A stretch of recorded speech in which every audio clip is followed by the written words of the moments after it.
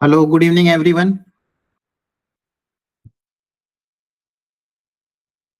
Hello, आवाज आ रही सबको? Good evening sir. Good evening. आवाज क्लियर है? यस। ओके। बाकी बच्चे भी ज्वाइन कर रहे हैं, 1 मिनट और वेट कर लेते हैं फिर स्टार्ट करते हैं। मॉड्यूल लिमिट्स हमने लास्ट क्लास में पढ़ लिया था। मॉड्यूल का भी कुछ क्वेश्चंस मैंने आपको कराए थे। आपने बच्चे हुए क्वेश्चन अटेम्प्ट किए थे मॉड्यूल के? बोलो। हाँ ना? मॉड्यूल के बच्चे हुए क्वेश्चन अटेम्प्ट हुए कि नहीं लिमिट्स के? कि अभी भी बाकी है? चुप क्यों रहते हो? जवाब तो दो। हाँ, किए के बाकी हैं?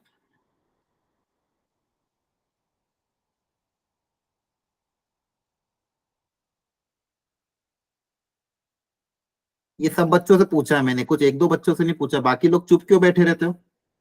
सिर्फ सिंपल जवाब देना हाँ या ना, या फिर मॉड्यूल डिस्कस करना ही नहीं है क्या आप लोगों को? सिर्फ चुपचाप बैठे रहने आते हो क्या क्लास में? कैमरा ऑन करवाऊं सबका?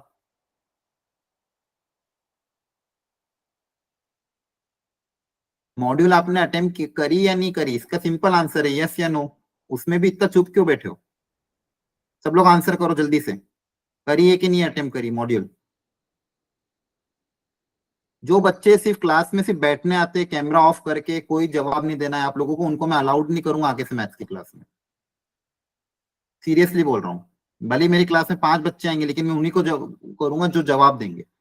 आप लोग सिंपल बैठे रहते हो, ना कोई डाउट पूछना ना कुछ करना। कोई क्वेश्चन पूछो उसका भी आंसर आपके इससे नहीं आता है। एक और बैच इसके पहले आप ही का एक और बैच है, वहां पे सारे बच्चे आंसर करते हैं, लेकिन आपकी बैच में ये इशू आता है मेरे को सबसे ज्यादा। कि आप लोगों में से कुछ एक दो बच्चे गिने चुने आंसर करते हैं, बाकी पूरा चुप बैठ रहता है बैच। तो मैं उन्हीं जो आंसर करेंगे उन्हीं को जवाब क्लास में अगली बार अलाउड करूंगा। बाकी को एडमिट ही नहीं करूंगा। फिर अगर ऐसा करना है तो बता दो। थोड़ा तो आपको तो वो होना चाहिए ना, कोई टीचर अगर कुछ पूछ रहा है तो उसका जवाब दें। मॉड्यूल अटेम्प्ट करी है या नहीं करी? हर्ष ने करी है, ऋतिक ने करी है, कशिश ने करा है, और बाकी लोगों ने?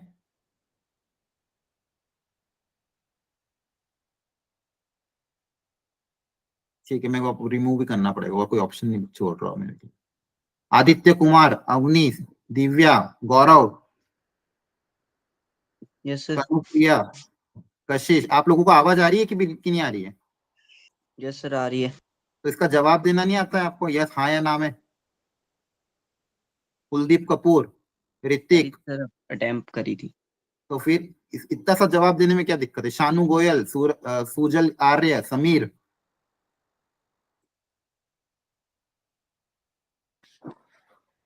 आपको मुझसे पढ़ना है या फिर मैथ्स का टीचर चेंज करवाना है, ये बोलो।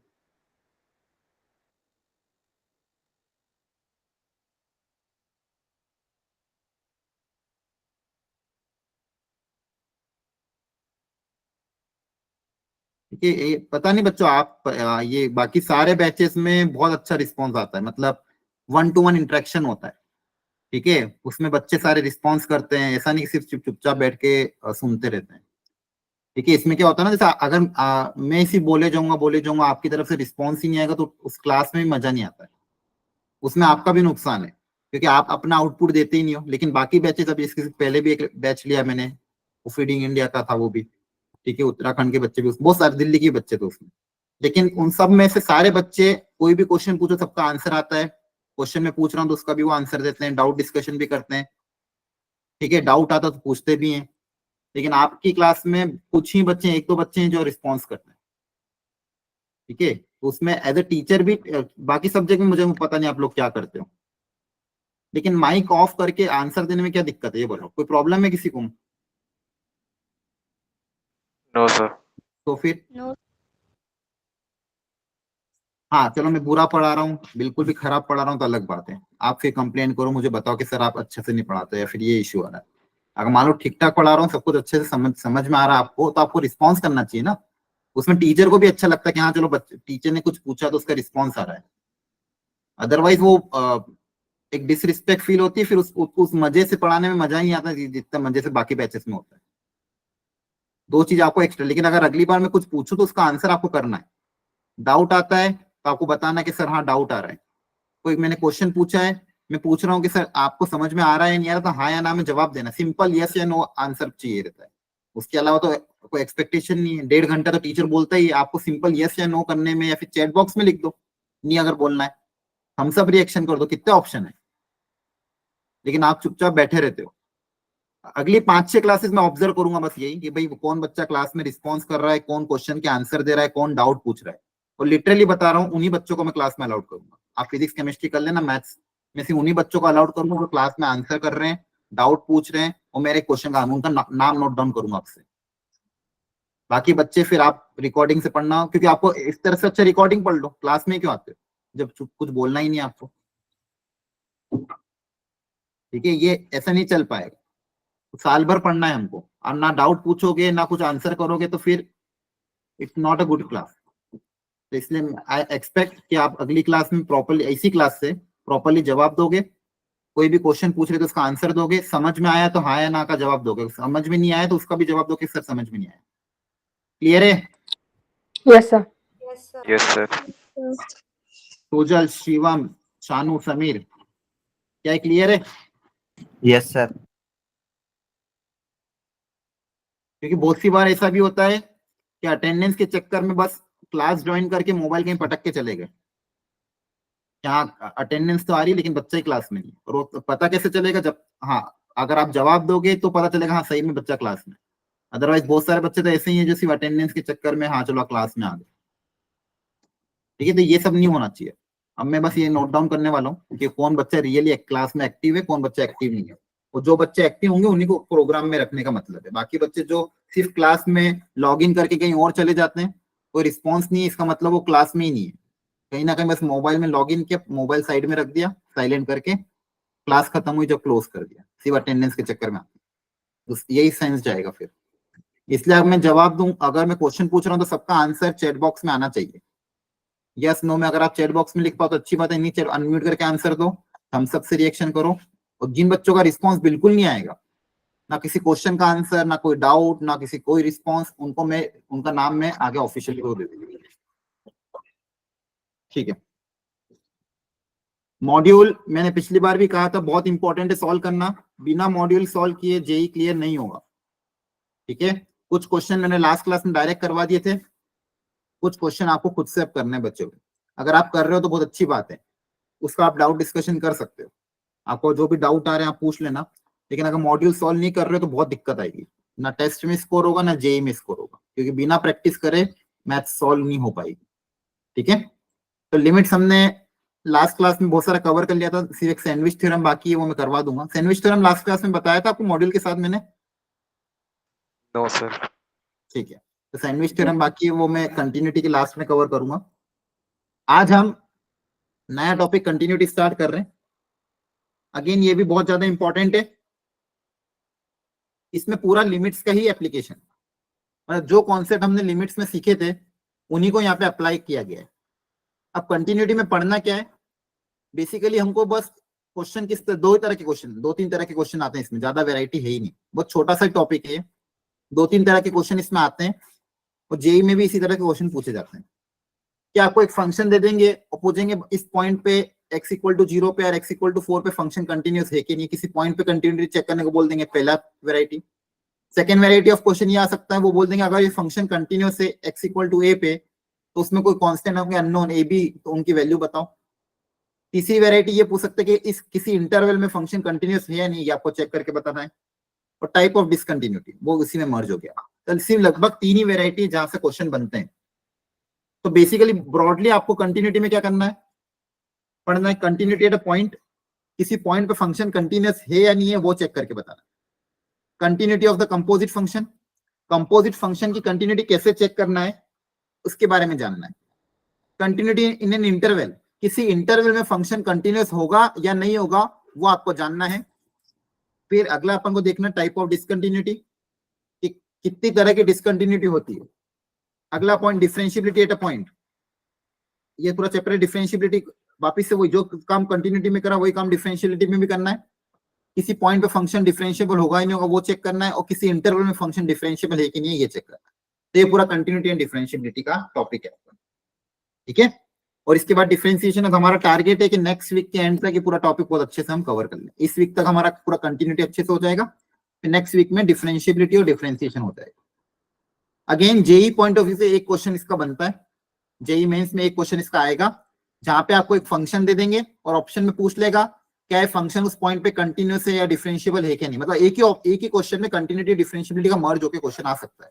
हो सकता है कंटिन्यूटी पे अकेला पूछ ले या डिफरेंशिएबिलिटी का अकेला पूछ ले या फिर दोनों का मर्ज होकर क्वेश्चन पूछ सकता है। लेकिन हाँ, कॉन्सेप्ट बहुत आसान है, ज्यादा टफ क्वेश्चन नहीं आएंगे और हाँ, सारा एप्लीकेशन लिमिट का ही है। अगर लिमिट आपको अच्छे से आती है तो ये चैप्टर बहुत आसानी से हो जाए। ठीक, चलो स्टार्ट करते हैं। अब सबसे पहले कंटिन्यूटी एट अ पॉइंट। कोई भी फंक्शन किसी पॉइंट पे कंटिन्यूअस होगा या नहीं होगा ये कैसे चेक करेंगे, ये हमें पता करना है।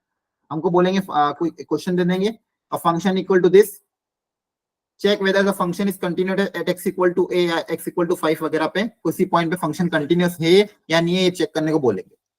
ठीक है, तो उसको कैसे समझना है, क्या करना है, ये हम अभी सीखने वाले हैं। एक मिनट।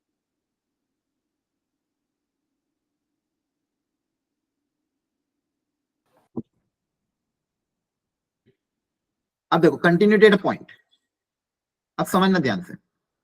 मैं आपके अच्छा कंटिन्यूटी का मतलब क्या होता है किसी को पता है? कोई भी फंक्शन को कंटिन्यूअस हमको बोलेंगे। अगर डेफिनेशन पूछी मैंने आपसे, किस फंक्शन को हम कंटिन्यूअस बोलेंगे? आपने अगर एनसीईआरटी में पढ़ा हो या फिर कभी कभी सुना हो, किस फंक्शन को हम कंटिन्यूअस बोलते हैं? क्या सर ऐसा फंक्शन जिसको हम बिना पेन उठाए बना सकते हैं। वेरी गुड, बहुत बढ़िया।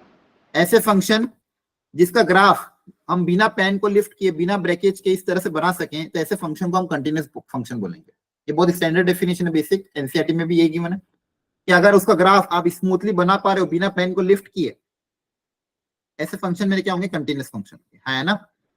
जैसे मान लो एक दो डायग्राम और समझते हैं, कुछ डायग्राम में ड्रॉ करके दिखाता हूँ। जैसे एक डायग्राम मैंने ये ड्रॉ किया, ये कोई फंक्शन का ग्राफ है मान लो। क्या है फंक्शन कंटिन्यूअस है? No sir. बताओ। No sir. सबको दिख रहा है क्लियरली? हाँ है ना? ये फंक्शन क्या है? x इक्वल टू ए पे, मतलब मान लो यहाँ पे कोई पॉइंट ले लेता हूं मैं, x इक्वल टू मान लो ले लिया 3 और इसकी करस्पॉन्डिंग अलग अलग कुछ वैल्यू आ रही, मान लो यहाँ पे आ रही 5 और यहाँ पे आ रही मान लो 7। तो क्लियरली आपने क्या बताया? ग्राफिकली ग्राफ से देख के मुझे पता चल रहा है फंक्शन कैसा है? डिसकंटिन्यूअस है। इस पे सब एग्री करते हैं क्या? Yes sir. Discontinuous at x equal to 3। Very good बच्चों, x इक्वल टू 3 पे फंक्शन डिसकंटिन्यूअस दिख रहा है मेरे को, बहुत बढ़िया। एक सेकेंड,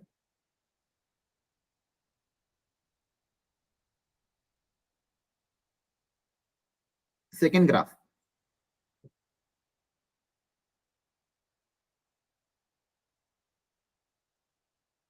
ये वाला। सर डिसकंटिन्यूअस है। हाँ, यहाँ पे भी जब ग्राफ ड्रॉ करोगे यहाँ तक आओगे, फिर ऊपर जाओगे, फिर नीचे आओगे, मतलब कहीं ना कहीं पेन को लिफ्ट करना पड़ रहा है। तो क्या ये भी डिसकंटिन्यूअस है क्या? Yes sir. Yes sir. Yes sir. ये भी फंक्शन क्या है? Very good, discontinuous. Yes sir. अच्छा, एक ग्राफ और ड्रॉ करके दिखाता हूँ।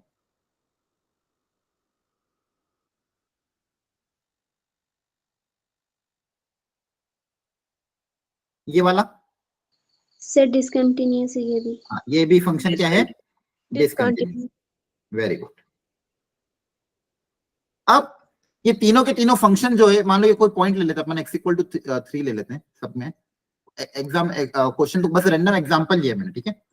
और इसके करस्पॉन्डिंग ये वैल्यू मान लो कुछ ले लो आप 8, ये वैल्यू ले लो मान लो आपने 9, ये वैल्यू ले ली मान लो 7। अब तीनों के तीनों यहाँ पे जो ग्राफ बनाए तीनों के तीनों डिसकंटिन्यूअस आपने बताया एट अ पॉइंट। इस पॉइंट पे फंक्शन क्या है? डिसकंटिन्यूअस। बाकी सब जगह तो कंटिन्यूअस दिख रही है, लेकिन इस पॉइंट पे x इक्वल टू 3 पे फंक्शन मेरा तीनों के तीनों क्या है? डिसकंटिन्यूअस। अब डिसकंटिन्यू का कारण क्या है यहाँ पे? ग्राफिकली तो मैं देख के बता पा रहा हूँ कि फंक्शन तीनों के तीनों डिसकंटिन्यूअस है, लेकिन हर बार ग्राफ बनाना पॉसिबल तो नहीं होगा। इतने तरह के फंक्शन है, बहुत सारे फंक्शन टफ भी आएंगे। हर बार मैं ग्राफ बना बना के देख नहीं सकता हूँ, इतना टाइम भी नहीं है कि भाई ग्राफ बना के हर बार देखें और चेक करें फंक्शन कंटिन्यूअस के डिसकंटिन्यूअस। मतलब मुझे कोई ना कोई एक मेथड ऐसा इवेल्युएट करना पड़ेगा जहां से मैं चेक कर पाऊं कि फंक्शन डिसकंटिन्यूअस कब होगा या फिर फंक्शन कंटिन्यूअस कब होगा, डिसकंटिन्यूटी के क्या क्या कारण है। अब मुझे यही समझना है आगे इसमें कि यहाँ पे 3 जगह डिसकंटिन्यूटी आ रही है, इसके कारण क्या क्या हो सकता है। तो देखो ध्यान से, फर्स्ट जगह अगर इस यहाँ पे मैं बात करूं फंक्शन की लेफ्ट हैंड लिमिट की, x इक्वल टू 3 पे फंक्शन की लेफ्ट हैंड लिमिट कितनी आ रही है, ग्राफिकली बताओ देखते हैं।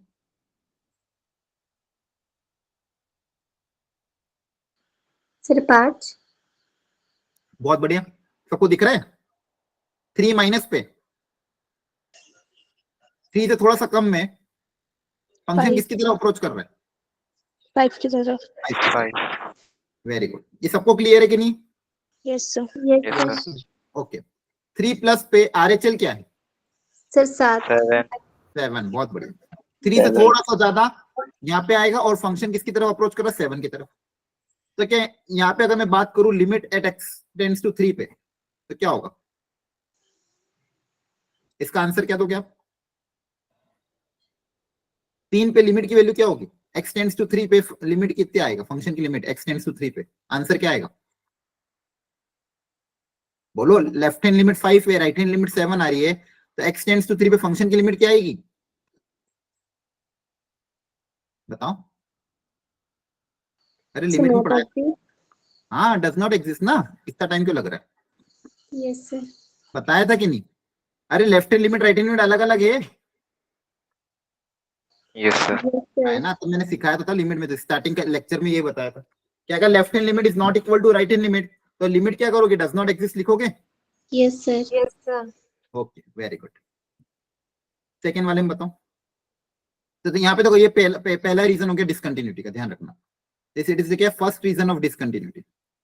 First reason of discontinuity. तो डिसकंटिन्यूटी का पहला रीजन क्या हो गया कि अगर left hand limit right hand limit not equal है, मतलब अगर उस पॉइंट पे लिमिट एग्जिस्ट नहीं कर रही तो फंक्शन कैसा होगा? डिसकंटिन्यूअस होगा। तो आप बिना ग्राफ करे भी चेक कर सकते हो।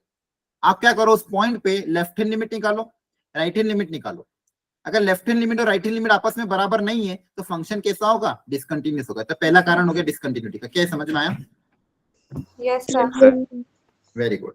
तो ये ध्यान रखना, डिसकंटिन्यूटी का पहला एक रीजन ये भी हो सकता है कि अगर उस पॉइंट पे फंक्शन की लेफ्ट हैंड लिमिट और राइट हैंड लिमिट अलग अलग है तो फंक्शन उस पॉइंट पे डिसकंटिन्यूअस होगा। चलो अगला देखते हैं। यहाँ पे मुझे बताओ, यहाँ पे लिमिट की वैल्यू कितनी है x टेंड्स टू 3 पे?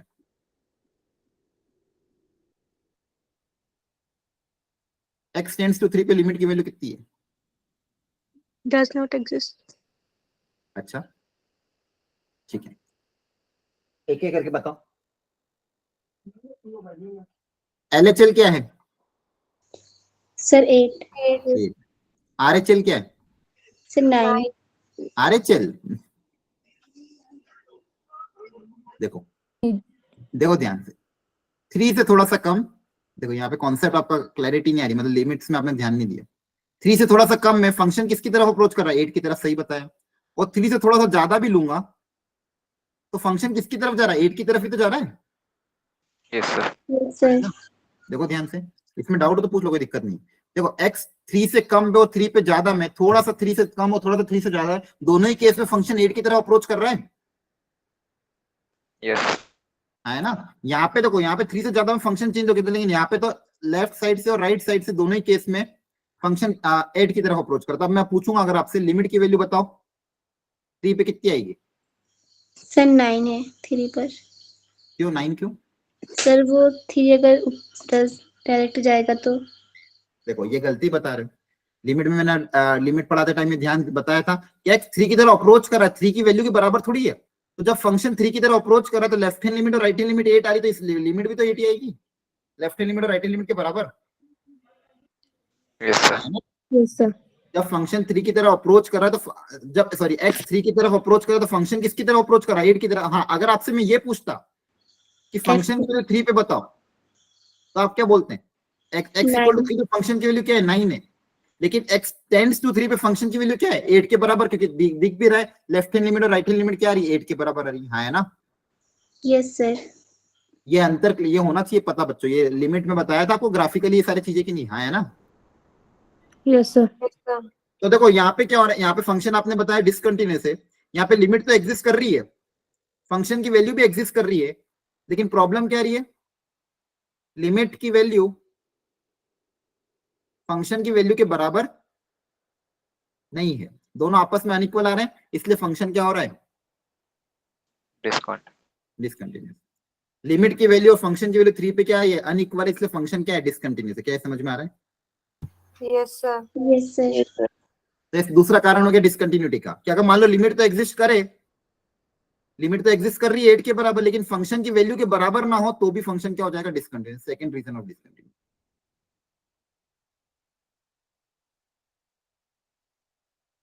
थर्ड, अब देखो यहाँ पे वापस बताओ मुझे, लिमिट की वैल्यू x टेंड्स टू 3 पे कितनी आएगी? x जब 3 की तरफ अप्रोच कर रहा है तो फंक्शन किसकी तरफ? 7. 7। Very good. x 3 की तरफ अप्रोच कर रहा है तो लेफ्ट साइड से राइट साइड से फंक्शन 7 की तरफ अप्रोच कर रहा है, और फंक्शन की वैल्यू 3 पे क्या है?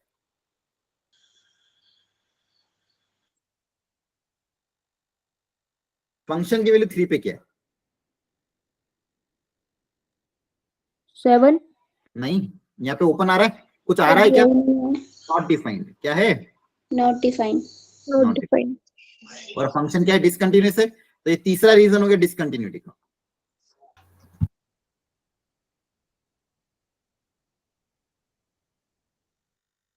क्या क्या अगर मान लो लिमिट तो एग्जिस्ट कर रही है, लेकिन अगर फंक्शन की वैल्यू उस पॉइंट पे ही डिफाइन नहीं है तो फंक्शन क्या होगा, डिसकंटिन्यूस होगा। फंक्शन क्या होगा, डिसकंटिन्यूस। क्या समझ में आ रहा है?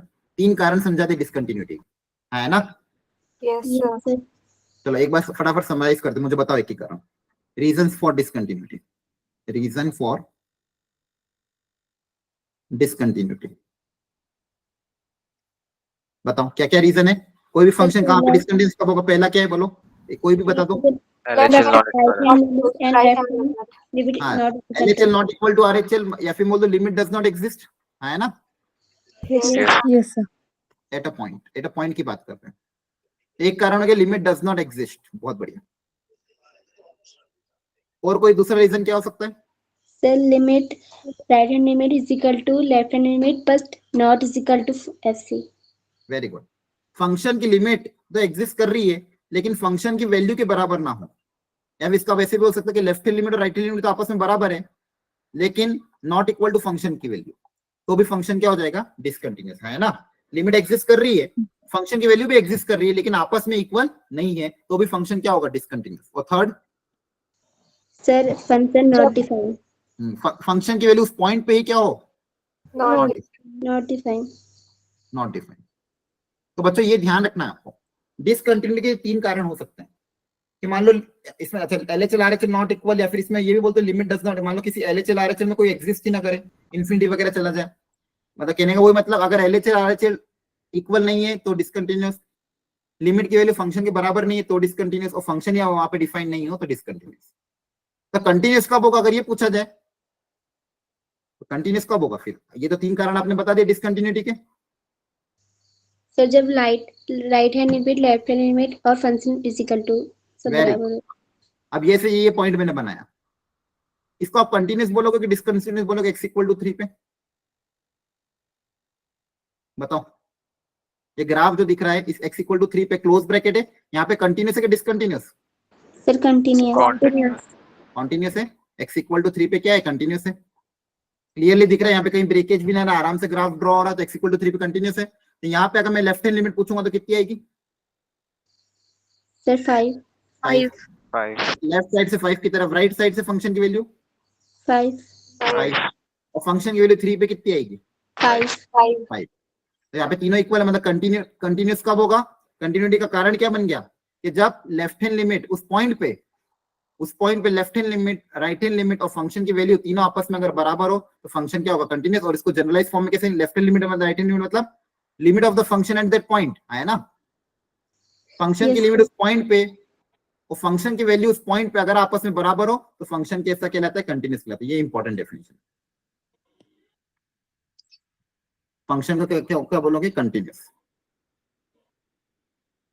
कोई भी फंक्शन किसी पॉइंट पे कंटिन्यूस कब कहलाएगा, जब उस पॉइंट पे लिमिट की वैल्यू और फंक्शन की वैल्यू दोनों आपस में क्या हो, इक्वल हो, तो फंक्शन उस पॉइंट पे क्या कहलाएगा, कंटिन्यूस कहलाएगा। क्या है, क्लियर है? yes sir पक्का समझ में आ रहा है? Yes, sir. Yes. yes sir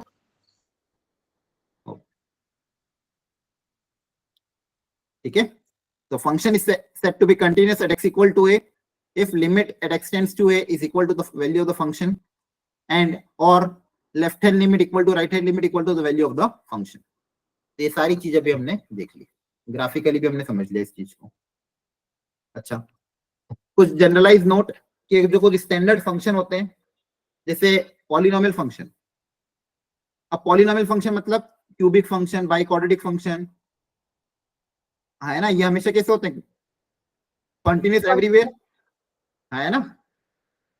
तो ये पॉलिनोमियल फंक्शन मतलब आपको पता ही है, ए एक्स की power n plus b x की पावर एन माइनस वन, इस टाइप वाले फंक्शन। इस टाइप वाले फंक्शन हमेशा क्या होता है, कंटिन्यूस ऑलवेज। क्लियर है कि नहीं? Yes, sir. Yes, ठीक है। sir. तो कभी कोई पॉलिनोमियल फंक्शन दे दिया आपको तो पूरा मेहनत करने की जरूरत नहीं, डायरेक्टली क्या बोल देना, कंटिन्यूस है। डायरेक्टली क्या बोल देना, कंटिन्यूस। अगर पॉलिनोमियल फंक्शन है तो डायरेक्ट क्या होगा, कंटिन्यूस होगा। सेकंड, एक्सपोनेंशियल फंक्शन, उसका भी ग्राफ क्या होता है, कंटिन्यूस होता है ना। Yes, sir. लॉगरिथमिक फंक्शन भी क्या होता है, कंटिन्यूस होता है। क्लियर है ना? किसी को डाउट तो पूछ लेना। मॉड्यूलस फंक्शन, मॉड्यूलस का ग्राफ कैसा होता है, ऐसा होता है। ये भी क्या है, कंटिन्यूस है। ये भी क्या है, कंटिन्यूस है। क्लियर है? Yes, sir. फिर ग्रेटेस्ट इंटीजर और फ्रैक्शनल पार्ट की बात करूं तो इनके भी ग्राफ, जब मैं फंक्शन बता दें, ये हर इंटीजर को छोड़ के हर जगह क्या है, कंटिन्यूस। मतलब इनकी डोमेन में, मतलब जहां जहां भी इंटीजर है उसको छोड़ के हर जगह फंक्शन कैसा है, कंटिन्यूस है। ग्रेटेस्ट इंटीजर का ग्राफ भी अगर आपको याद हो तो ऐसा होता था, है ना। तो क्लियरली यहाँ पे इंटीजर पॉइंट पे फंक्शन कैसा आ रहा है, डिसकंटिन्यूस आ रहा है। बाकी हर जगह ग्राफ कैसा आ रहा है, कंटिन्यूस आ रहा है। बस इंटीजर पॉइंट पे फंक्शन कैसा है, डिसकंटिन्यूस। 10 की भी अगर मैं बात करूं, जो 10 वाला फंक्शन है, ये भी पाई बाई टू के ऑड मल्टीपल को छोड़ के, देखो पाई बाई टू पे के ऑड मल्टीपल को छोड़ के हर जगह कंटिन्यूस होता है ना। बोलो। Yes, sir. सिर्फ पाई बाई टू पे ब्रेक आ जाता है, लेकिन पाई बाई टू के अलावा हर जगह क्या है, फंक्शन कंटिन्यूस है। क्लियर हो रहा है? Yes, और यहाँ sir. पे इसको इनडायरेक्टली ऐसा भी बोल सकते हैं कि ये फंक्शन अपनी डोमेन में कंटिन्यूस होगा। तो ये कोई डायरेक्ट फंक्शन है, इसको बस ध्यान रख लेना, कुछ ज्यादा बड़ी बात नहीं। कभी भी अगर एक्सपोनेंशियल फंक्शन आए, लॉगरिथमिक फंक्शन आए, या फिर पॉलिनोमियल फंक्शन आए, तो ये सारे के सारे कैसे होते हैं, कंटिन्यूस होते हैं। ठीक है, चलो अब कुछ क्वेश्चन हम ट्राई कर लेते हैं, जल्दी से एक एक करके फटाफट आप लोग आंसर करना, सब लोग ट्राई करेंगे इस चीजों को। यहाँ पे बोला कि इसकी कंटिन्यूटी डिस्कस करो at x equal to 0। Again ये 0 पे ही ब्रेक हो रहा है, तो 0 पे, क्योंकि 0 से पहले पॉलिनोमियल फंक्शन है, 0 के आगे कांस्टेंट फंक्शन है, तो 0 के पहले और 0 के बाद तो हमेशा कंटिन्यूस है। कि मुझे 0 पे चेक करना है कि क्या 0 पे कंटिन्यूस है कि नहीं, पता करो।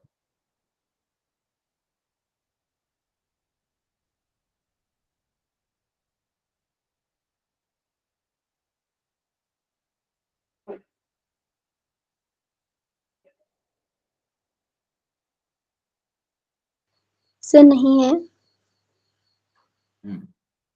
ठीक है, एक बच्चे का आंसर नहीं है, बाकी बच्चे बताओ। डिसकंटिन्यूस। डिस्कंटिन्यू, हाँ, रीजन क्या है डिस्कंटिन्यूटी का?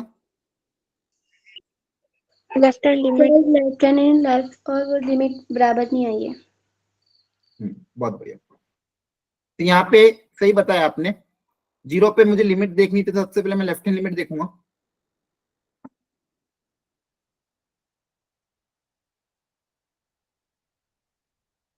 तो लेफ्ट हैंड लिमिट में क्या आएगा, यहाँ पे 0 रखोगे कितना आएगा, 2 आ जाएगा।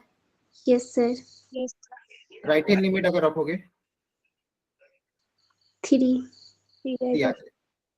तो clearly left hand limit is not equal to right hand limit, तो ये रीजन है डिस्कंटिन्यू फंक्शन को क्या बोलोगे, डिस्कंटिन्यू। ये सबको समझ में आ रहा है? एक एक करके धीरे धीरे लेवल बढ़ाएंगे क्वेश्चन का, पहले बेसिक से Yes, sir. स्टार्ट। ठीक है, अगला बताओ। 0 और 1 दोनों पे चेक करना है, पहले 0 पे चेक करो फिर 1 पे चेक करो।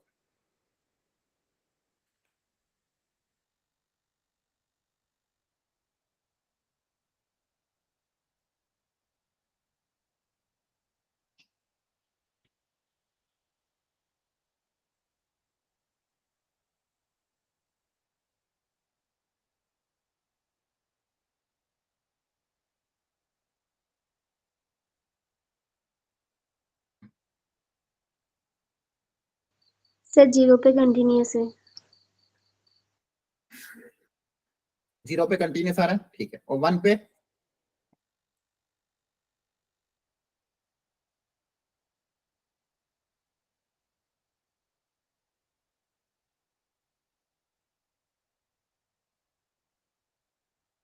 1 पे बताओ जल्दी से।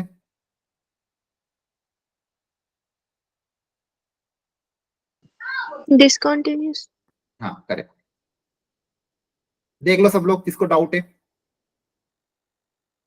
तो सबसे पहले जीरो पे लेफ्ट हैंड लिमिट और राइट हैंड लिमिट। तो जीरो पे अगर आप बात करोगे तो less than zero, zero minus मतलब लेस देन जीरो, जीरो से थोड़ा सा कम, लेस देन जीरो। यहाँ पे फंक्शन क्या आ रहा है, एक्स स्क्वायर प्लस 2। यहाँ पे एक्स को जीरो रखोगे तो कितना आ जाएगा, 2 आ जाएगा। अगला जीरो प्लस मतलब greater than zero. Greater than zero में फंक्शन क्या है, 3x प्लस 2। यहाँ पे एक्स को जीरो रखोगे तो कितना आ जाएगा, 2। और लास्ट चेक करोगे फंक्शन की वैल्यू कहाँ पे, जीरो पे। फंक्शन की वैल्यू जीरो पे कहाँ पे, इक्वलिटी यहाँ पे एक्स को जीरो रख दोगे तो 3 इंटू जीरो प्लस 2, ये भी कितना आ रहा है, 2 आ रहा है। तीनों आपस में बराबर है तो फंक्शन को क्या बोलोगे, Continuous. कंटिन्यूस। बहुत बढ़िया। तो जीरो पे तो फंक्शन कंटिन्यूस आ रहा है। अब अगली बारी चेक करते हैं 1 पे। 1 पे फटाफट मुझे बताओ लेफ्ट हैंड लिमिट। तो 1 माइनस देखो कहां पे आएगा, यहाँ पे आएगा, लेस देन 1। तो यहाँ पे अगर x को 1 रख दोगे कितना आ रहा होगा, 5 आ रहा होगा 5. आपका। 5. सिमिलरली राइट हैंड लिमिट निकालोगे 1 प्लस पे, तो ग्रेटर देन 1 के लिए फंक्शन कौन सा, ये वाला। तो यहाँ पे x को 1 रख दोगे तो कितना आएगा, 3 माइनस 2। यहाँ पे क्लियरली लेफ्ट हैंड लिमिट और राइट हैंड लिमिट आपस में बराबर ही नहीं है, फंक्शन को क्या बोलोगे, Discontinuous. डिसकंटिन्यूस। ग्रेट। तो जीरो पे पहला वाला कंटिन्यूस था, सेकंड वाला क्या था, डिसकंटिन्यूस था। Very nice. चलो अगला ट्राई करो। यहाँ पे ग्रेटेस्ट इंटीजर फंक्शन है, ध्यान रखना। 1 पे चेक करना है कंटिन्यूटी के बारे में, करो कोशिश।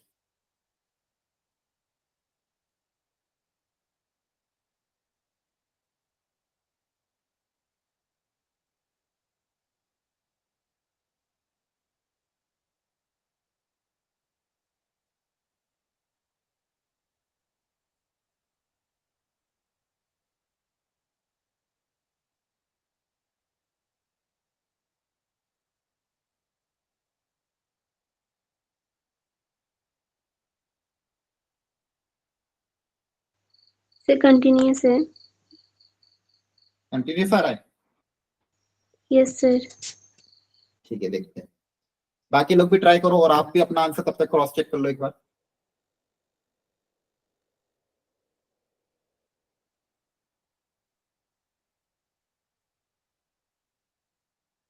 बाकी लोग भी जवाब दो, क्या आंसर आ रहा है। और कहीं दिक्कत आ रही तो पूछो कि सर ये कंटिन्यूस सर। कंटिन्यूस है सर। कंटिन्यूस आ रहा है। सर नॉट कंटिन्यूस आ रहा है मेरा तो। अच्छा, और बाकी लोग,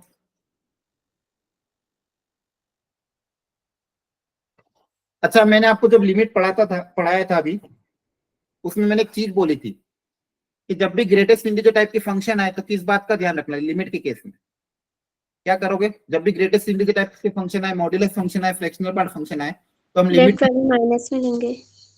हाँ नहीं आप, मैंने क्या बोला था, लेफ्ट हैंड लिमिट और राइट हैंड लिमिट दोनों अलग अलग निकालोगे, ये बताया था कि नहीं, है ना। Yes, sir. Yes, sir. क्योंकि ये स्पेशल फंक्शन होते हैं, इंटीजर पे ब्रेक होते हैं। अभी बताया भी था कि इंटीजर पे फंक्शन कैसे होता है, डिसकंटिन्यूस होता है, और इंटीजर पे फंक्शन ब्रेक भी होते हैं। जरूरी नहीं डिसकंटिन्यूस हो, लेकिन इंटीजर पे ग्रेटेस्ट इंटीजर ब्रेक होता है, इसलिए हमको left hand limit right hand limit अलग अलग निकाल के देखनी पड़ेगी कि क्या आंसर आ रहा है। तो पहले सबसे पहले लेफ्ट हैंड लिमिट निकालेंगे। 1 पे चेक करना है, तो लिमिट एक्सटेंड्स टू 1 माइनस 1 से थोड़ा सा छोटा, greatest integer of x square minus 1 upon x square minus 1। Clear है, बोलो। Yes, sir.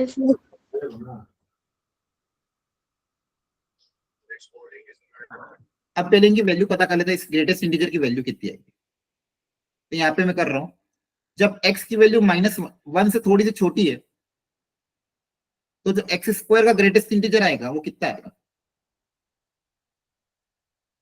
1 से थोड़ी सी छोटी। 1 से थोड़ी सी छोटी मतलब कैसी वैल्यू होगी, 0.999। 0.999 का स्क्वायर करोगे तो कितना आएगा उसका ग्रेटेस्ट इंटीजर, बोलो। Sir, 0. 0। वेरी गुड, याद आ रहा है ना। Yes, sir. अच्छा, आप मुझे ये भी बताओ, आपको लिमिट में ये भी बताया था, ये एग्जैक्ट जीरो होगा या अप्रोचिंग जीरो होगा? ये जो जीरो आएगा यहाँ पे, आप बेसिकली एक्स की वैल्यू -1 अप्रोच कर रहे हो, लेकिन ये वैल्यू जो आएगी कि ये एग्जैक्ट जीरो आएगी, अप्रोचिंग जीरो आएगी? Approximate. हाँ, सोच के बोलो। देखो एक्स स्क्वायर जो आएगा वो तो चलो अप्रोचिंग होगा, लेकिन इसका जो आंसर आएगा वो तो एग्जैक्ट जीरो होगा ना, क्योंकि अंदर वाला टर्म तो अप्रोचिंग होगा, नो डाउट। एक्स स्क्वायर होगा वो अप्रोचिंग होगा समथिंग, लेकिन जब उसका ग्रेटेस्ट इंटीजर निकालेंगे तो आपको मैंने बताया था स्टार्टिंग में, ये जो ग्रेटेस्ट इंटीजर निकाल के जो आंसर आएगा ये क्या आएगा? एग्जैक्ट जीरो आएगा। याद आ रहा है? Yes, sir. जब मैंने इंडिटरमिनेट फॉर्म बताया था, उसमें ग्रेटेस्ट इंटीजर का एग्जांपल लिया था, मैंने कहा था कि इस केस में क्या आएगा? एग्जैक्टली जीरो आएगा, अप्रोचिंग जीरो नहीं आएगा, क्योंकि ये तो आंसर एग्जैक्ट जीरो देगा ना। अंदर फंक्शन जो है एक्स स्क्वायर वो अप्रोच कर रहा है 0 समथिंग समथिंग समथिंग, लेकिन जो आउटपुट आएगा वो तो एग्जैक्ट जीरो आएगा कि नहीं आएगा? Yes, sir. Sir. ठीक है, अब 1+ पे भी डिस्कस कर लेते हैं। 1+ पे क्या होगा? इसकी वैल्यू कितनी आएगी? 1. 1 से थोड़ा सा ज्यादा उसका स्क्वायर करोगे तो 1 से थोड़ा सा ज्यादा ही आएगा। तो Yes, उसका sir. ग्रेटेस्ट इंटीजर क्या आएगा? 1। तो ये भी क्या One. आएगा? एग्जैक्ट 1 है ना, अप्रोचिंग 1। ये भी क्या आएगा? एग्जैक्ट। क्लियर है? Yes, sir. Yes, sir. अब निकाल लेते हैं लेफ्ट लिमिट राइट लिमिट।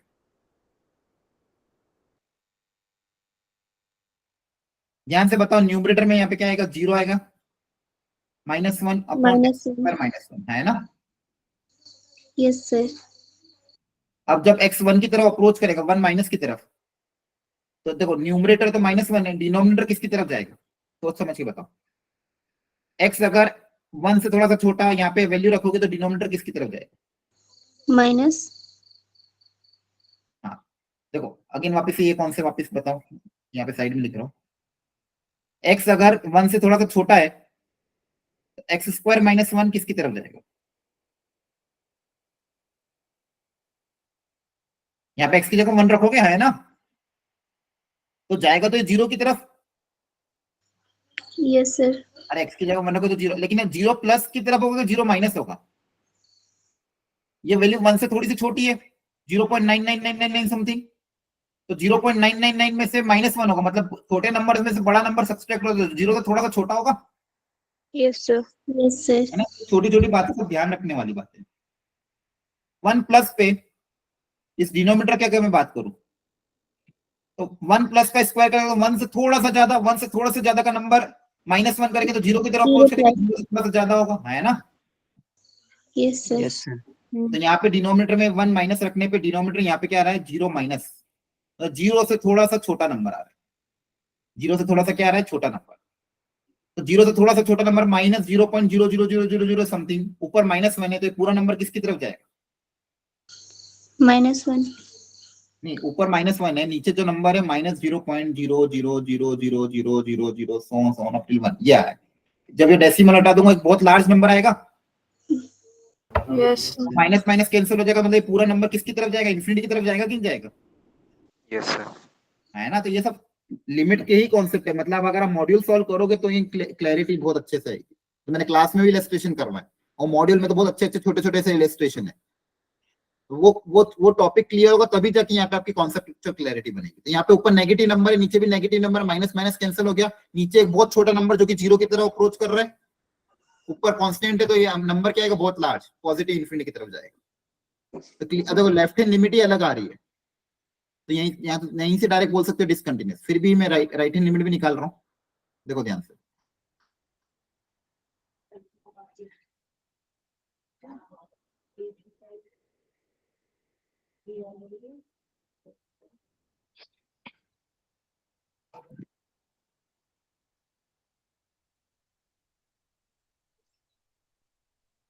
यहाँ 1+ पे,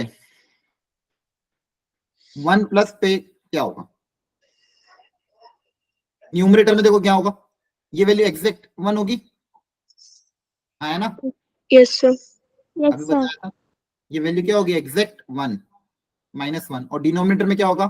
0+ की तरफ अप्रोच। 0+. तो इसका आंसर जो आ रहा है वो क्या आ रहा है? Exact 0 upon approaching 0। तो एग्जैक्ट 0 अपॉन अप्रोचिंग 0 का आंसर क्या बताया था? ऊपर न्यूमरेटर में एग्जैक्ट जीरो है, 1 - 1 क्या एग्जैक्ट जीरो, क्योंकि यहाँ पे एग्जैक्टली 1 आया था, उसमें से 1 माइनस होता है, ऊपर एग्जैक्ट जीरो है और नीचे अप्रोचिंग जीरो, तो इस पूरे का आंसर क्या आएगा? 0. जीरो। ध्यान रखना, बता ये भी बोला था मैंने, लिमिट्स का जो पहला ही लेक्चर था उसमें बताया था, 0/0 का जो हम इंडिटरमिनेट फॉर्म पढ़ते हैं उसमें अप्रोचिंग जीरो अपन अप्रोचिंग जीरो होता है, मतलब जीरो की तरफ अप्रोच करते हैं। लेकिन अगर मान लो एग्जैक्ट जीरो आ गया तो अब जीरो को किसी भी नंबर से मल्टीप्लाई करो, आंसर हमेशा क्या आता है? जीरो ही आता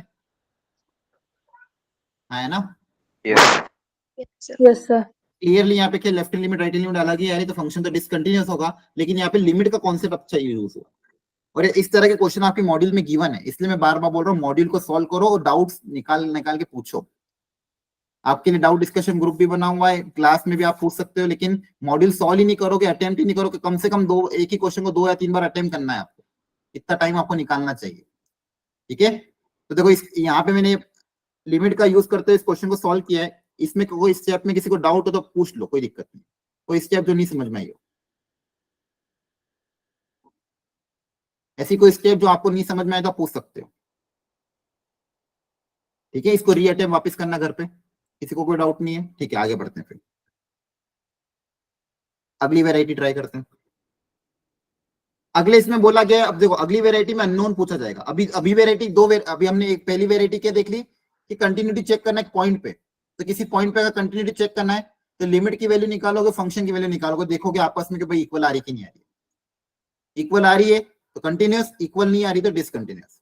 अब सेकेंड वेराइटी क्या है कि अगर मान लो बोल दिया गया फंक्शन ऑलरेडी गिवन है क्वेश्चन में, फंक्शन x = 1 पे कंटिन्यूअस है, तो a और b की वैल्यू बताओ। तो आपको मैंने बताया था कि अगर फंक्शन x = 1 पे कंटिन्यूअस है तो क्या होगा? The right hand limit, left hand limit is equal to function. हाँ, Equal to left hand limit right hand limit equal to function की वैल्यू 1 पे, ये तीनों आपस में क्या होगी? बराबर। चलो करो सॉल्व इसको और बताओ a और b कितना आ रहा है, जल्दी जल्दी सॉल्व करो।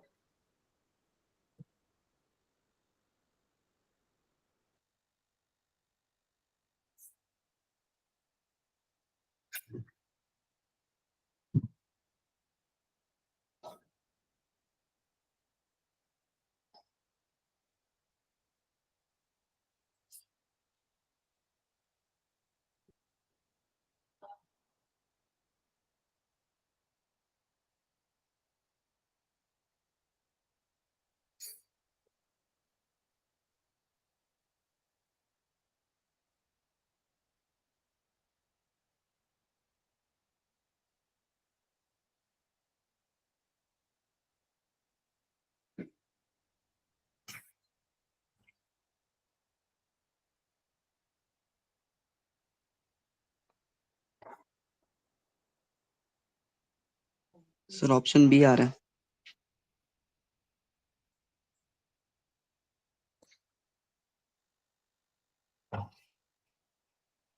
क्या आ रहा है? बी ऑप्शन आ रहा है, बाकी लोगों का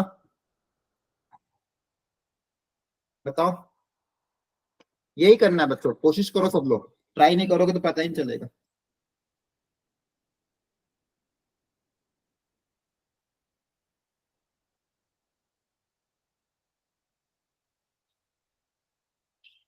चलो देखो ध्यान से,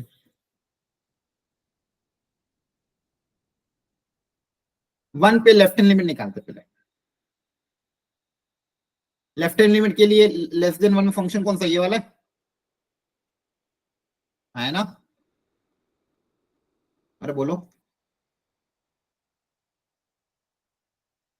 यही है कि नहीं है? Yes. यहाँ पे x कॉमन रख दोगे तो कितना आएगा? 5a - 2b, ये लेफ्ट हैंड लिमिट आ गई। किसी को डाउट हो तो पूछ लेना। अब 1 पे right hand limit greater than 1, तो x ग्रेटर देन 1 ये रहा। ग्रेटर देन 1 के लिए 3x + b, यहाँ पे x को 1 रख दोगे तो कितना आएगा? 3a + b। और फंक्शन की वैल्यू 1 पे कितनी है? फंक्शन की वैल्यू 1 पे कितनी है? 11. 11.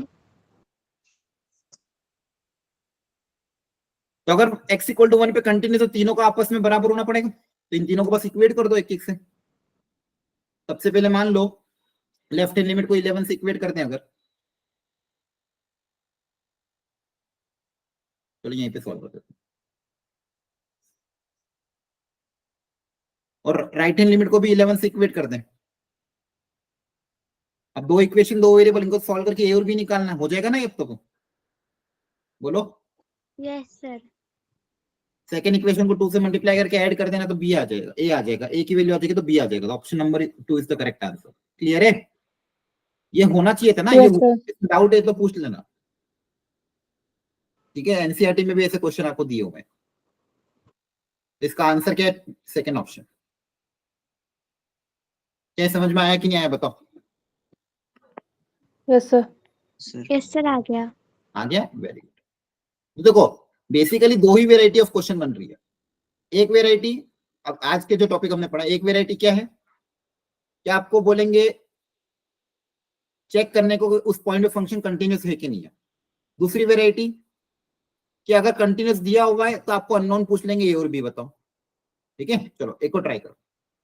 यहाँ वापस मॉड्यूलस फंक्शन है, properly left hand limit right hand limit निकाल के चेक करो और बताओ कि अगर फंक्शन बोला गया कंटिन्यूस है तो ए और बी कितना होगा। सब लोग प्रॉपरली ट्राई करो।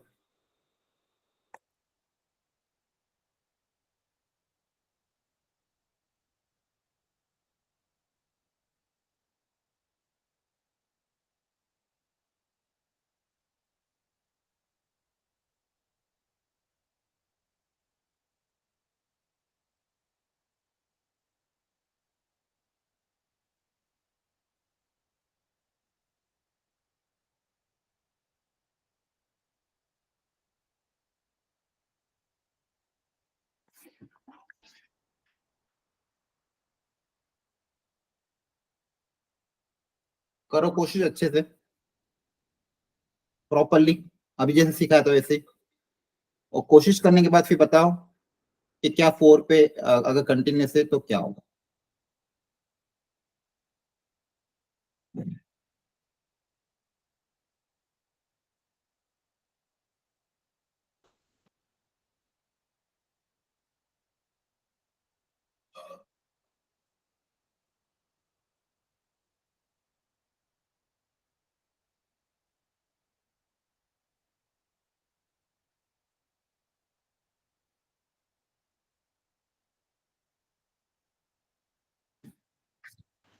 Sir, option A. ए नहीं आ रहा है, वापस ऑप्शन डी। आप वापस ट्राई करो। सर ऑप्शन डी आ रहा है। डी, ठीक है, देखते हैं। हाँ शायद डी है। Sir, मेरा तो C आ रहा है. ये आ रहा है, ठीक है। 3 अलग अलग तरह के आंसर आ रहे हैं, मुझे पता नहीं आंसर क्या है, एक बार देखो क्रॉस चेक करते हैं। डी। डी भी आ गया है, चलो ठीक है। ए बी सी डी चारों डी, आंसर डी। डी आ रहा है, अच्छा ठीक है।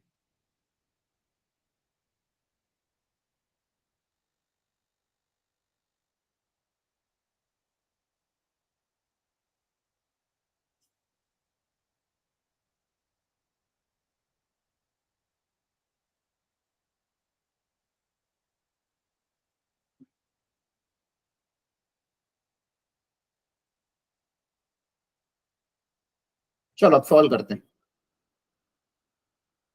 देखो वापस वही कॉन्सेप्ट है, आप सब लोग अपनी अपनी गलती देखना कहाँ गलती हुई है। फंक्शन कंटिन्यूस दिया हुआ x इक्वल टू 4 पे। अब देखो कंटिन्यूटी का क्वेश्चन आएगा, थोड़ा बहुत लिमिट का कॉन्सेप्ट, थोड़ा बहुत कंटिन्यूटी का, और थोड़ा बहुत फंक्शन स्पेशल फंक्शन डाल के इंट्रोड्यूस कर देंगे। तो उसके लिए आपको जो फंक्शन में पढ़ाया था, modulus function, greatest integer function, अगर उनके कॉन्सेप्ट में दिक्कत है तो पहले वहां से क्लैरिटी, आपको थोड़ी प्रैक्टिस वहां पे एक बार रिवाइज करना पड़ेगा। अब यहाँ पे मॉड्यूलस ऑफ x माइनस 4 है, तो मॉड ऑफ x माइनस 4 कैसे ओपन होता है? अगर x 4 से ज्यादा है तो ये मॉड कैसे ओपन होगा? और x अगर 4 से कम है तो ये मॉड कैसे ओपन होगा? बताओ। सर 4 से ज्यादा में पॉजिटिव और 4 से कम में नेगेटिव. हाँ वेरी गुड। ये बस ये बेसिक है मॉड्यूलस फंक्शन के बारे में। तो अगर x की वैल्यू 4 से ज्यादा है तो डायरेक्ट पॉजिटिव जैसा है वैसे कैसे ओपन हो जाएगा। x की वैल्यू 4 से कम है तो अंदर क्वांटिटी नेगेटिव बनेगी, और अंदर मॉड के अंदर नेगेटिव क्वांटिटी है तो माइनस टाइम्स ओपन होता है ना। तो ये तो ये फंडामेंटल ध्यान रखना, और आगे फिर से क्वेश्चन में आ सकता है दूसरे क्वेश्चन में। अब फटाफट अब निकाल लेते हैं लेफ्ट हैंड लिमिट। 4 माइनस पे क्या है, 4 माइनस पे left left x less than 4 में ये वाला है x minus 4 upon mod of x minus 4 plus A. तो अगर 4 से कम हुआ तो ये मॉड के अंदर क्वांटिटी पॉजिटिव होगी कि negative?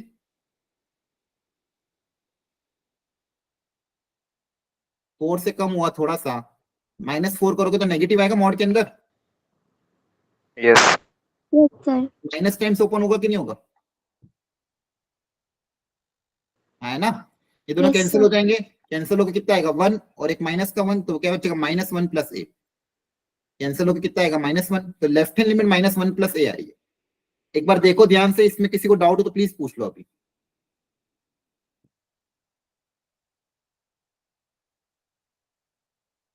Left hand limit -1 plus ए आ रही है, क्या ये समझ में आया?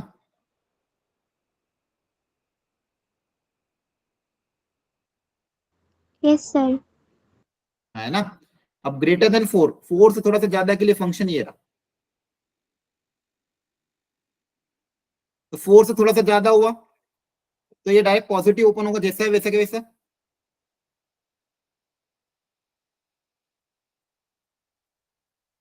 कैंसिल होके क्या आ जाएगा 1 प्लस बी। क्लियर हुआ? और फंक्शन की वैल्यू 4 पे कितनी है? A plus B. A plus b. अगर कंटिन्यूस एक्स इक्वल टू 4 पे तो वापिस वही तीनों आपस में क्या होंगे, बराबर। तीनों को एक दूसरे से इक्वेट कर दोगे तो left hand limit, right hand limit और फंक्शन की वैल्यू। तो देखो लेफ्ट हैंड लिमिट कितनी ये है, इसको मैं इक्वेट कर रहा हूँ इससे, मान लो तो -1 plus a equal to a plus b. A cancel हो जाएगा तो बी कितना आ जाएगा -1, है ना। अब मान लो इसको इक्वेट कर दो इसके साथ, तो 1 plus b equal to a plus b. B भी कैंसिल हो जाएगा तो ए कितना आ जाएगा 1, तो ए की वैल्यू 1, बी की वैल्यू -1। Option number D. देखो ध्यान से, और आप अपनी अपनी गलतियां देखो, और इसको किसी को कोई स्टेप में डाउट हो तो प्लीज पूछ लो। देख लो समझ में आया कि नहीं आया। आगे सबको समझ में? yes sir, ओके, चलो धीरे धीरे क्वेश्चन का लेवल बढ़ता जाएगा, लेकिन आपको कॉन्सेप्ट समझ में आना। कॉन्सेप्ट कुछ भी नहीं है, सब क्वेश्चन में एक ही लग रहा है, left hand limit, right hand limit और फंक्शन की वैल्यू उस पॉइंट पे। बस लिमिट को धीरे धीरे प्रॉपर्ली सॉल्व करना है। चलो अब इसको सॉल्व करो। ये डायरेक्ट क्वेश्चन है, लिमिट का स्टैंडर्ड लिमिट अप्लाई होगी। बताओ आंसर कितना है?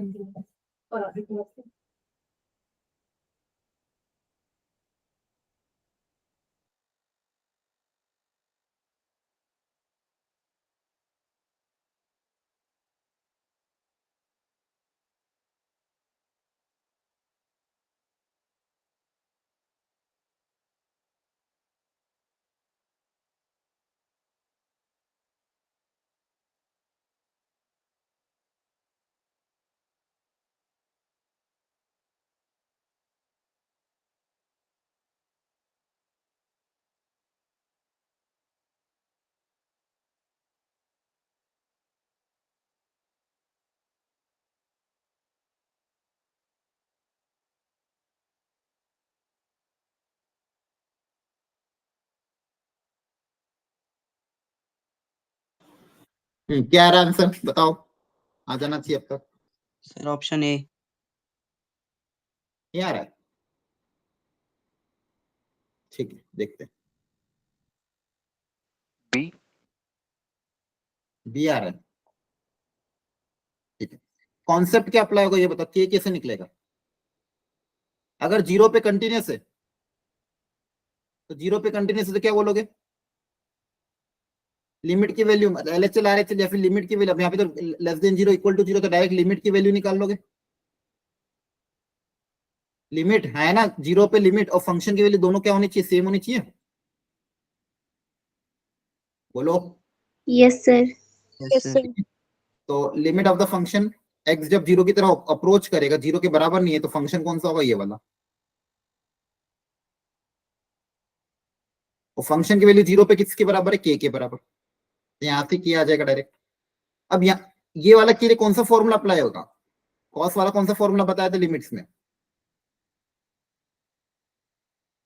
कॉस का कौन सा फॉर्मूला था, ये इस तरह का 1 minus cos f x upon f whole square.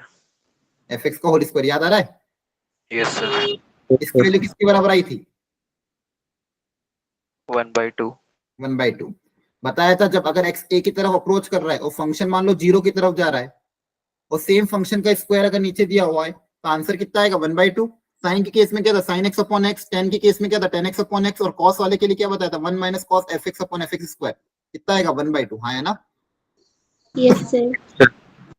तो यहाँ पे एफ एक्स क्या है, 2x है। एक्स अगर 0 की तरफ जाएगा तो ये भी 0 की तरफ जाएगा, तो इसका स्क्वायर, अच्छा यहाँ पे 2 भी था पहले से, इसका स्क्वायर मुझे नीचे चाहिए। तो 2x का स्क्वायर कितना होता है, 4x square. Yes, sir. Yes sir. यहाँ इसी का स्क्वायर नीचे चाहिए। अब यहाँ पे 4x स्क्वायर चाहिए लेकिन पहले से 2x स्क्वायर है, एक्स्ट्रा 2 और चाहिएगा तो 2 से मल्टीप्लाई कर दिया, 2 से क्या कर दिया, डिवाइड कर दिया, ताकि नीचे क्या बन जाए, 4x स्क्वायर। है ना।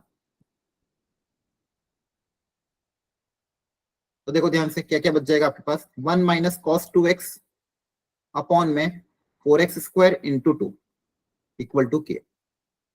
अब ये फॉर्मूला अप्लाई हो जाएगा, इसकी वैल्यू किसके बराबर आ जाएगी, 1/2 के बराबर। 1/2. तो 1/2 इंटू 2 इक्वल टू के, तो के की वैल्यू One. किसके बराबर आ जाएगी, 1। क्लियर हुआ। Yes sir. Yes. Very good. तो ये सब फंडामेंटल पे बेस्ड क्वेश्चन। अगला पढ़ो वापिस से। फंक्शन अगर कंटिन्यूस है तो π/4, π/4 पे अगर फंक्शन कंटिन्यूस है तो फंक्शन की वैल्यू π/4 पे बतानी है। तो अगर π/4 पे कंटिन्यूस है तो फंक्शन की वैल्यू π/4 पे किसके बराबर होगी, लिमिट के बराबर होगी। है ना।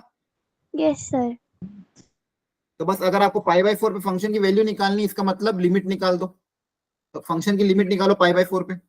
अच्छा, अब इस वेराइटी में क्वेश्चन क्लास में कराए थे लिमिट्स में, x टेंड्स टू π/4 है और ये इस तरह का क्वेश्चन आया था एक बार, 1 माइनस 10x, 1 माइनस 10x है और नीचे क्या है, 4x माइनस पाई। आपको मैंने बताया था इस तरह के क्वेश्चन जहां पे x टेंड्स टू π/4 हो और आता है तो क्या होता है लिमिट को सॉल्व करने का तरीका, बोलो कौन इसको सॉल्व करने के लिए क्या तरीका सिखाया था, T plus π/4. हाँ वेरी गुड वेरी गुड। यहाँ पे टी टी सब्स्टिट्यूशन मेथड है ना,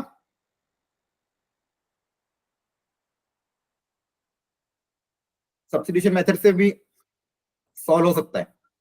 अगर x π/4 की तरफ अप्रोच करेगा, π/4 को उधर भेज दोगे तो x माइनस π/4 किसकी तरफ अप्रोच करेगा, 0 की तरफ। है ना।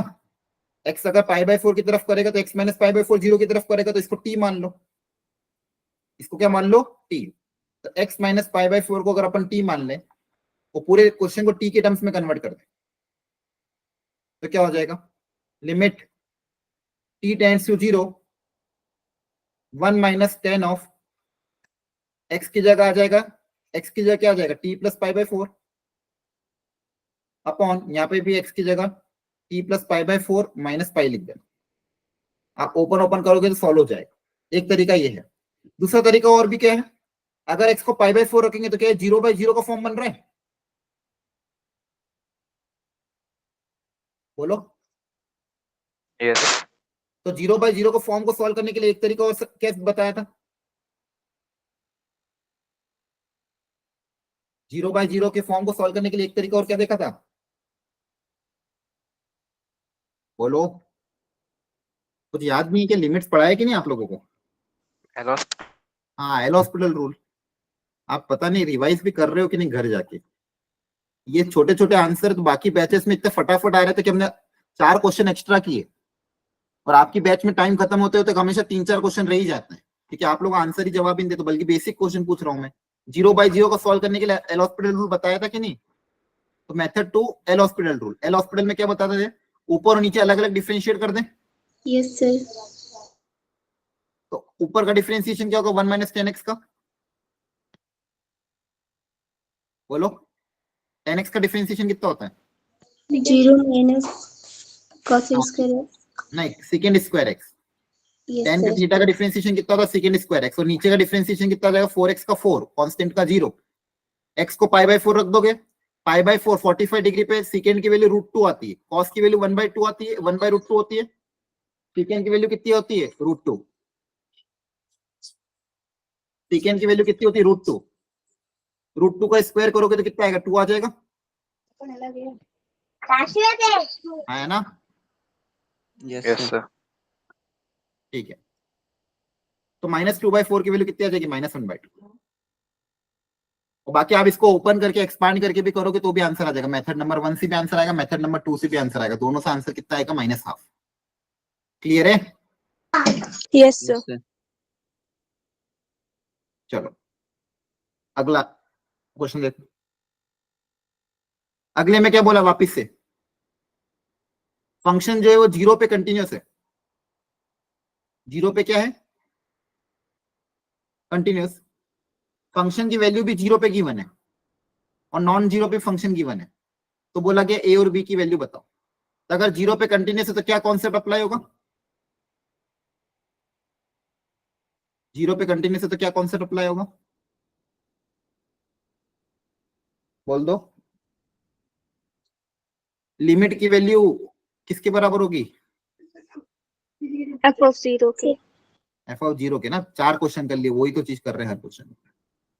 अगर फंक्शन 0 पे कंटिन्यूस है तो उस पॉइंट पे लिमिट और फंक्शन की वैल्यू आपस में क्या होगी, बराबर होगी। Yes, sir. अब क्वेश्चन लिमिट का हो गया। इस टाइप के क्वेश्चन को सॉल्व करने के लिए लिमिट में क्या कॉन्सेप्ट सिखाया था, अब रिकॉल करके बताओ। a cos x दिया हुआ है माइनस cos bx दिया हुआ है, अपॉन में x स्क्वायर है, a और b निकालना है और f(0) पे वैल्यू गिवन है 4। अब ये लिमिट का क्वेश्चन हो गया कांस्टेंट वाला, लिमिट की वैल्यू आपको गिवन है 4 के बराबर और आपको पूछा कि a और b क्या होंगे, तो इस क्वेश्चन को करने के लिए क्या तरीका अपनाया जाए,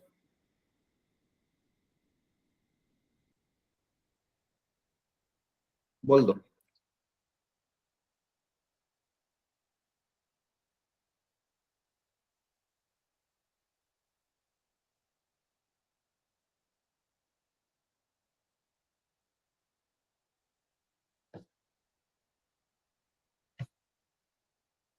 देखो जब भी अननोन वाला क्वेश्चन हो, डिनोमिनेटर में एक्स स्क्वायर दिया हो, डिनोमिनेटर में क्या दिया हुआ एक्स स्क्वायर, और ये कांस्टेंट टर्म के बारे में पूछा जा रहा है, तो आप सीरीज एक्सपेंशन का कॉन्सेप्ट अप्लाई कर सकते हो।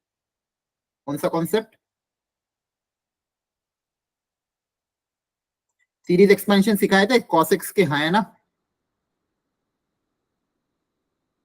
cos x का सीरीज एक्सपेंशन याद है, cos sin e की power x log of 1 plus x, इनके सबके एक्सपेंशन बताए थे, बोलो बताए थे कि नहीं, बोलो बताए थे कि नहीं बताए थे। Yes sir Yes, sir. cos x का सीरीज एक्सपेंशन की शुरू के 2 टर्म बता दो, क्योंकि नीचे एक्स स्क्वायर तक जा रहा तो अपन को आगे की जरूरत नहीं है, अगर याद हो किसी को तो। 1 minus x square by 2 factorial. Very good, 1 minus x square by 2 factorial, आगे भी आता है x की पावर 4 वगैरह, लेकिन अब हमको इतने आगे जाने की जरूरत नहीं है। यहाँ पे x की जगह bx है तो यहाँ पे आ जाएगा 1 माइनस इसका स्क्वायर, मतलब b square x square by 2 factorial, और आगे भी टर्म्स आएंगे, और इस पूरे लिमिट की वैल्यू कितनी गिवन है 4 के पास। अब बस इसको सॉल्व करना है, सॉल्व करने का तरीका आसान ही है, पहले कांस्टेंट टर्म को अलग करोगे,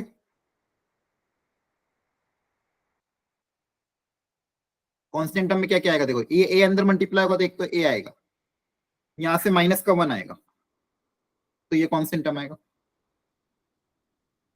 और एक्स स्क्वायर के साथ क्या क्या आएगा, सॉरी एक्स स्क्वायर, ये a अंदर मल्टीप्लाई होगा,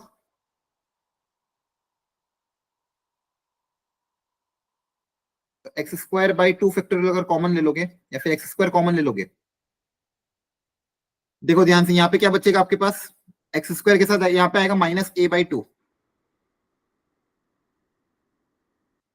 यहाँ पे क्या बचेगा, ये माइनस अंदर जाएगा तो माइनस माइनस प्लस b²/2। बस सिंप्लीफाई किया, कुछ भी नहीं किया, यहाँ पे सिंप्लीफिकेशन तो आप कर ही सकते हो, कांस्टेंट को अलग किया, एक्स स्क्वायर कोफिशिएंट को अलग किया, और डिवाइड में क्या है एक्स स्क्वायर है, डिवाइड में क्या है whole divide by x square. यहाँ तक समझ में आ रहा है क्या, Yes, sir. ओके। अब ये एक्स स्क्वायर दोनों से डिवाइड होगा तो दोनों से अलग अलग डिवाइड करके रख देते हैं, यहाँ पे भी डिवाइड बाय एक्स स्क्वायर, और इसको भी डिवाइड कर दिया एक्स स्क्वायर से, एक्स स्क्वायर पूरे से डिवाइड है ना तो दोनों को अलग अलग डिवाइड कर दिया, अब वापस लिमिट का कॉन्सेप्ट मैं आपको सिखाया था कि देखो यहाँ पे तो कैंसिल हो जाएगा, तो यहाँ पे तो कोई दिक्कत नहीं आएगी, एक्स स्क्वायर कैंसिल है। अब यहाँ पे डिनोमिनेटर में एक्स स्क्वायर बच रहा है और लिमिट का आंसर आ रहा है फाइनाइट। लिमिट का आंसर क्या आ रहा है, एक फाइनाइट वैल्यू आ रही है और यहाँ पे ऊपर तो एक कांस्टेंट है, नीचे एक्स स्क्वायर है और लिमिट का आंसर फाइनाइट है। अब देखो ध्यान से, अगर ये एक्स 0 की तरफ जाएगा, ऊपर एक कांस्टेंट टर्म है, तो ये तो इन्फिनिटी की तरफ चल जाएगा, है ना। ऊपर मान लो कुछ नंबर है 1 और नंबर 0.0000 समथिंग, आंसर तो इन्फिनिटी की तरफ जाना चाहिए। क्लियर है? बोलो। Yes. आंसर किसकी तरफ चल जाएगा, इन्फिनिटी। लेकिन अगर आंसर फाइनाइट आ रहा है तो इसका मतलब नीचे अगर नंबर 0 की तरफ अप्रोच कर रहा है तो इसका आंसर फाइनाइट तभी आएगा जब न्यूमरेटर वाला नंबर क्या हो, एग्जैक्ट 0, है ना। न्यूमरेटर वाला नंबर क्या होना चाहिए, एग्जैक्टली 0, ताकि ये 0 बन जाए और बचा हुआ आंसर 4 के बराबर आ जाए, तभी आंसर फाइनाइट आएगा। यहाँ पे 0 के अलावा कुछ और आ गया और नीचे नंबर अप्रोचिंग 0, तो आंसर इन्फिनिटी चल जाएगा और इसका आंसर तो फाइनाइट आ रहा है। इसका आंसर फाइनाइट आ रहा है, इसका मतलब ये ऊपर वाला नंबर एग्जैक्टली क्या हो रहा होगा, 0 हो रहा होगा, तभी इसका आंसर क्या आएगा, फाइनाइट आएगा। तो बस इसको 0 से इक्वेट कर देंगे, अगर यहाँ से a की वैल्यू कितनी आ जाएगी, 1। One. ये तो पूरा 0 हो गया और बचा हुआ टर्म एक्स स्क्वायर कैंसिल हो गया, वो 4 के बराबर होगा, मतलब माइनस बचा हुआ टर्म लिख देता हूं मैं, -a/2 plus b²/2 equal to 4। 2 common लेके उधर भेज दोगे, a की वैल्यू रख दोगे अगर 1, तो 1 -1 plus b² equal to 8, b² equal to 9, तो b की वैल्यू आ जाएगी +-3। क्लियर हुआ? एक बार देख लो ध्यान से सारी स्टेप्स, इनकेस कोई स्टेप नहीं समझ में आए तो वापस पूछ लो। ठीक है, अच्छा क्वेश्चन था ये। Again the concept of limit is used, जिसको हमने यहाँ पे सीरीज एक्सपेंशन की मदद से सॉल्व किया है। आ रही बात समझ में कि नहीं? Yes, sir. ठीक है, तो ध्यान रखना इसका। क्लियर हुआ यहाँ तक सबको? Yes. ठीक है, चलो ठीक है, आज के लिए हम इतना ही रखते हैं, क्योंकि अगला जो टॉपिक है उसमें मुझे टाइम चाहिएगा, कंपोजिट फंक्शन वाला टॉपिक है। कि कंपोजिट फंक्शन की कैसे डिसकंटिन्यूटी चेक करना है, और इसके अलावा अगली क्लास में हम पढ़ेंगे टाइप्स ऑफ डिसकंटिन्यूटी, एंड उसके पहले मॉड्यूल का डाउट डिस्कशन, अगर आपको डाउट रहा तो एक लास्ट चांस और मैं दे रहा हूं सबको, लिमिट्स की मॉड्यूल सॉल्व करके आना, इसके बाद अब चांस नहीं मिलेगा। दूसरी तीसरी बार बोल दिया, संडे भी बीच में आ गया था। लिमिट की मॉड्यूल को सॉल्व करके आना और अगली क्लास में लिमिट से रिलेटेड जो जो भी डाउट है वो कवर करना। और ये जो मैंने कंटिन्यूटी का पॉइंट आज टॉपिक पढ़ाया, एक्सरसाइज नंबर F है, एक्सरसाइज नंबर 1 का सेक्शन नंबर F, उसको आपको सॉल्व करना है। तो एक्सरसाइज 1 में कल की अगली जो क्लास होगी, एक्सरसाइज 1 में सेक्शन नंबर A से लेके F तक पूरा डिस्कशन करेंगे। Okay okay, thank you everyone, bye bye, good night, take care.